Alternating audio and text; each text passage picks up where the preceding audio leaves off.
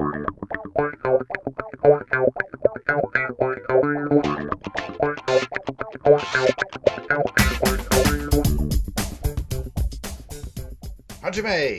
Welcome back to another episode of Comic Book Dojo, where I, your host, JT McRoberts, will break down the fighting style of some of your favorite comic book superheroes and supervillains.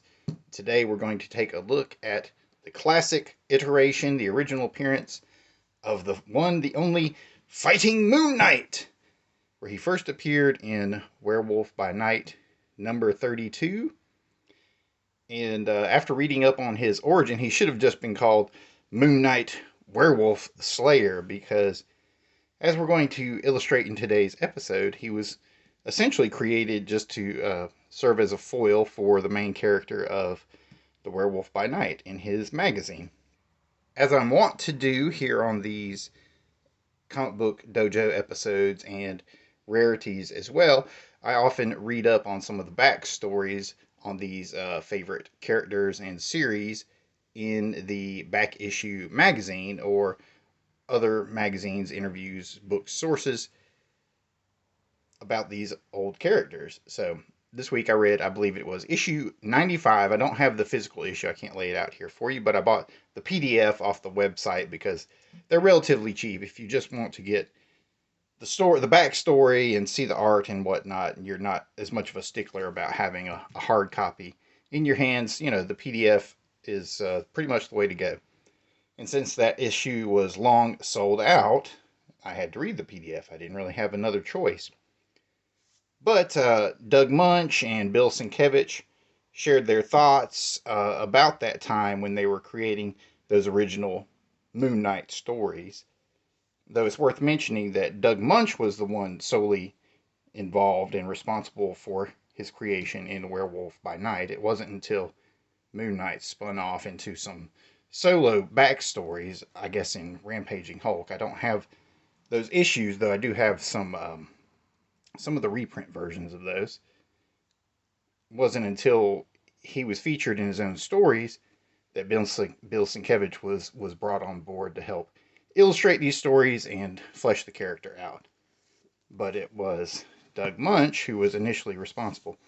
Here you can see my little stack of classic Moon Knight, which is slowly growing and growing. I've actually been collecting these almost since the time of the actual publication itself. You know, it's funny because I wasn't introduced to this series pretty much until the end of it. Like, I think this final issue had just recently come out. Or is this the penultimate issue? This might actually be the next to last issue. Yeah. But this is the one I remember. It had just come out, and I wasn't really paying attention to it. But it was the end of the series. And it wasn't until I went to visit my family in another state, and I dragged along a stack of old ragged G.I. Joe comic books that I was collecting at the time, because I wasn't really a superhero comic reader. I thought it was just kind of goofy. And, you know, this is what I thought as a little kid, you know, that all the stuff, you know, here comes the popo. This is like a Frank Miller episode now. That all the stuff that was being, you know, tailored for kids and geared towards kids was actually stupid as a kid. I thought it was just stupid. You know, I preferred the harder edge stuff for whatever reason. I don't know. But that's the way kids are. As Todd McFarlane would say, kids love chains. Boy, that quote has not aged well over the years. But anyway, I've had a smattering of these Moon Knight issues for many, many years. Of course, my favorites are the Werewolf by Night ones. And I scored a good number of these in a recent secondary market lot, so I'm real happy about that. You might have seen this pop up in the What Comics Did You Buy This Week video, as I mentioned that I just scored that in the past few weeks. And that fills in another classic Bill Sienkiewicz, Doug Moench, Moon Knight / Werewolf by Night crossover. Good stuff. This series is really where Bill Sienkiewicz evolved as an artist. He really experimented on these covers, and it shows on some of them. And he actually he had to deal with editorial oversight and them messing with some of his covers. There's one that he actually mentions in the interview in Back Issue Magazine that he says he had nothing to do with the final version of it, and he was real mad about it. But anyway, we're not looking at that issue today. We're taking a look back at Don Perlin's artwork on the original version of Moon Knight. Here he is on the opening splash page. Ba-bam! Doing a reverse double axe handle. Now, you might be familiar with the axe handle attack. It's the classic move that Ric Flair does coming off the turnbuckle, okay, or the second turnbuckle usually. But he'll come down with a double axe handle. You might also have seen Captain Kirk perform this move many a times on a green skin or brown skinned alien. Although Comic-Jutsu does not condone nor support violence against any sort of aliens. Let's just make that clear, whether they be terrestrial or extraterrestrial. So, right off the bat, you have a bit of what we call bullshitsu. Not a real technique, so that would usually be a mark against it here in the Comic Book Dojo. But as I've pointed out a few times over, it's more important to capture the dramatic essence of what you're presenting on the page rather than being literal and trapped by literal interpretations and solid crystallizations that don't have room for interpretation, if that makes any sense. But so what I'm saying is, rather than be limited by the notion that Moon Knight should only be throwing an uppercut in this sort of panel, you know, they've got him doing a reverse double axe handle. Very strange technique. But have no fear, for Doug Moench is here, the classic writer behind Shang-Chi, The Deadly Hands of Shang-Chi, Master of Kung Fu, the writer behind the original Deadly Hands of Kung Fu stories, the writer behind the Big Book of Conspiracies, the writer behind the Big Book of the Unexplained, the writer behind Aztec Ace, the writer behind Six from Sirius. So he's all about that life. He's embedded in that world of the supernatural that could be possible, that lives just adjacent to us. And for him, writing Werewolf by Night is like a marriage made in Slovakia. The werewolf being one of the few classic, what's known as the universal monsters, that was not adapted from a previous literary representation. That it was a melding or a synthesis or maybe even an amalgamation of a lot of Eastern European legends and myths and made whole and new for the modern audience at the time, you know, the modern cinema-going audience. So there you have it, interesting pair-up. So what's important to know is that what we're not going to see in the artwork with Don Perlin, and mind you, I have nothing against Don Perlin. He's a perfectly functional, old school, like golden age type artist, though I guess he primarily drew in the Silver Age, but I was never real impressed with a lot of his work. It was just not spectacular. As the writer, Doug Moench is able to inject the believability and the realism that we need into this character of Moon Knight. Okay, so he's faced with the problem. He's writing a superhero series about a werewolf that's essentially a villain. There are only so many stories that one can tell using that format, but it's an interesting setup, okay? There's a lot of room for drama and conflict. So he introduces Moon Knight, who is essentially a villain, but he's also kind of an anti-hero. I mean, in the story, he's a mercenary. Man, if it wasn't for this Gil Kane cover, I tell you what, this book might have been in trouble, because Don Perlin is not exactly up to the task. I don't want to rag on him. I mean, God bless him. I mean, he's a perfectly functional artist. I mean, he tells his story clearly and gets his points across. You know, it's not muddled. There's nothing spectacular to take you out of the narrative or draw attention to itself. But Doug Moench made it clear that he sat down and came up with this character and created him as a foil to the Werewolf by Night. So that's really what Moon Knight was created to be, was to just be a villain for Werewolf by Night. He's hired by this, he's a mercenary, and he's hired by this shadowy group known as the Committee, who want the Werewolf by Night destroyed, the werewolf killed. So he's a mercenary that takes the assignment.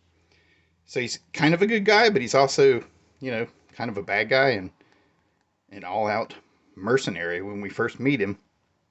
But Moench was responsible for the initial idea behind all of the look of Moon Knight, like having the cloak tucked into the gauntlets, the notion of the cestus here. They're not even just regular gauntlets, but they're cestus, which are actual weapons used by the gladiators in Rome during that time. So Moench sets out to solve this problem, and what he comes up with is Moon Knight. So where we might normally say, okay, if it's dynamic enough, people will believe it. If it's busy enough, people will believe it. Here we're going to add, if it is thought out enough, if you've explored all the notions, all the options, all of the ways that a character would approach the problem of dealing with a werewolf that's only vulnerable to silver. So that's how we come up with Moon Knight. He has these silver moon crescents. He's got the silver cestus wrapped around his fist. And I guess he has silver boots as well. The truncheons. All of these weapons are silver plated or coated or made out of, all in service to his battle here with the Werewolf by Night. Okay, so that's pretty much the prologue, but it's also a big part of what this episode is about, is preserving the original notion of Moon Knight, the classic iteration of the character, where he was just essentially a mercenary. And, you know, they really have, that character has evolved and changed a lot over the years, but it's a very different character, and it's fine in its own right. But I always preferred this classic iteration. I mean, I guess it is a little bit boring for some people, but I just love the idea of a dude that just went around and fought monsters all the time, you know? Just like the vampire killers in all the different movies. You have your Van Helsings and whatnot. Werewolf jumps at him, goes to rip his throat out, uses his silver cestus, katunk, knocks him away, uses his silver boots. And here's where we first see mention of the Savate kicked. The Savate kicked, wrapped inside a boot with a silver weighted toe. So that's interesting, because I think this is at least the first time that I recall a mention of Savate in an actual comic book story. Yeah, we've pointed out some of the ads over the years that will show up even in these facsimile editions, where they'll mention Savate and karate and jiu-jitsu. But this is the first time we've really seen Savate mentioned in the story itself. And it's not a bad choice. You know, Savate's essentially a French version of kickboxing that primarily focuses on kicking with shoes, with special shoes, or with you know, streetwear, that sort of thing. And I like that notion of it. It's not one where you see people practicing with bare feet all the time or kicking boards with bare feet. They're thinking a bit more practically in that people are going to be wearing boots while they're out and about, so why not turn that boot into a weapon? Came across some really good Savate footage here recently. From what I understand, developed in the early 19th century. The more street fighting aspect of it coming from the south, developed by sailors in the south of France. Also in the north, They added their elements to it as well. But the end result, primarily a kicking focused art. So it's interesting to have, this character that's perfectly equipped to battle the werewolf, and then you give him that little twist, that little something different. Instead of having him just be the karate killer or the kung fu master, or like Batman, the master of all forms of unarmed combat, they mention Savate. Now, I'm sure he's trained in more arts than just that, because as we've learned over the years, a lot of people had that jiu-jitsu or defendo training in the military here in North America. And then we see the Crescent moon blades there. Pretty cool. Now, this is probably what lends itself to the biggest comparisons with Batman, because of course the Crescent blade versus the Batarang, very, very similar, very, very derivative, but thrown weapons have always been a big part of combat and the military and just survival over the years. And of course we have things like the shuriken, or the throwing star in ninjutsu, that sort of thing. But anyway, Moon Knight just shows up, and he is a werewolf slayer. I mean, he is just ripping into the werewolf from every different direction. You have to keep in mind that every time he hits him with these cestis or his kicks, that's using silver against his weakness, against the werewolf's weakness. And here he darts him up with those Crescent moon throwing blades. I love the facsimile edition, if I didn't mention that. This is the recent reprint. I highly recommend picking these up when they're being made, because there is no guarantee that you will get these single issues reprinted in this fashion ever again. And they often gain some value on the secondary market. So here you go.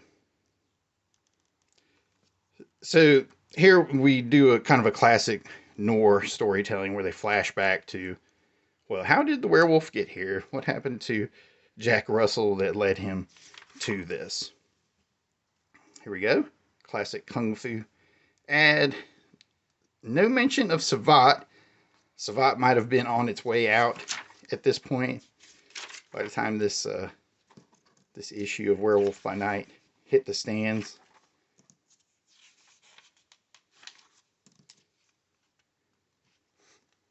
They told me to announce myself as the Moon Knight. Pretty stupid name. So at first he doesn't even really have a sobriquet, so to speak. He's just a mercenary doing this stuff, and the reason he's dressed like he is for practical reasons, because he has to fight a werewolf. So here he tells him that he accepted this mission, that he's a mercenary.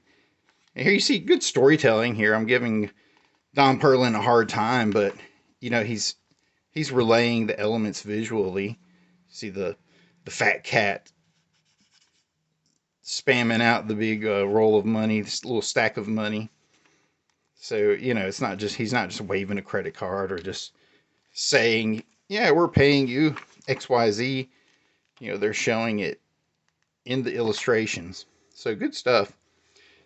And this is interesting too. Here when Jack's father attacks Moon Knight from behind, he actually starts to put him in a little bit of a sleeper hold, chokehold.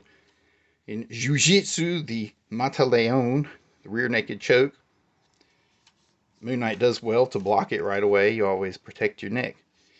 Protect your neck. You best protect your neck. You know how that one goes. This is nice. They show Moon Knight's resources. He has a helicopter. See, he's just the one-man werewolf slaying machine. That's what I love about it. I mean, he's just a modern-day Van Helsing. Of course, Batman took on a lot of those supernatural elements over the years and what have you. It is worth noting that Doug Moench is the one that wrote those Batman Dracula crossovers, so he eventually took the supernatural approach that he had been applying to create Moon Knight, and he crossed it over to Batman, the Dark Knight himself. But That's comics for you, and superhero comics especially. They're very incestuous. G.I. Joe meets the Amazing Atomic Man. Never had the big G.I. Joe, the big 12-inch guy. I always had the little ones that were prevalent in the early 80s. So here you go. Werewolf cannot escape. Moon Knight is using his helicopter to catch up to him. Showing off those Savate kicks. Nice round kick to the head, looks like. Knocks him down. Of course, the werewolf has been weakened. He's still got the crescent darts sticking out of his torso. Knocks Moon Knight back just through sheer ferocity there. Jumps forward. Moon Knight hits him with an up kick from the ground, from his back, from an open guard, presumably. But wearing those the special silver-toed boots. His power battle boots. We should just call everything Power Battle from now on, if it doesn't have an official name. Follows up with the cestus blow, silver cestus blow. Karate, Jiu-Jitsu. Don't see... Yeah, there it is, Savate. Okay, so that's a bit of good synchronicity for you. And there's a Savate there, though. They hyphenate it, which makes it confusing. It almost looks like Judo Savate, and then they have the hyphenated Jiu-Jitsu right below it. How confusing is that? That's pretty funny. Moon Knight continues the assault, battering the werewolf.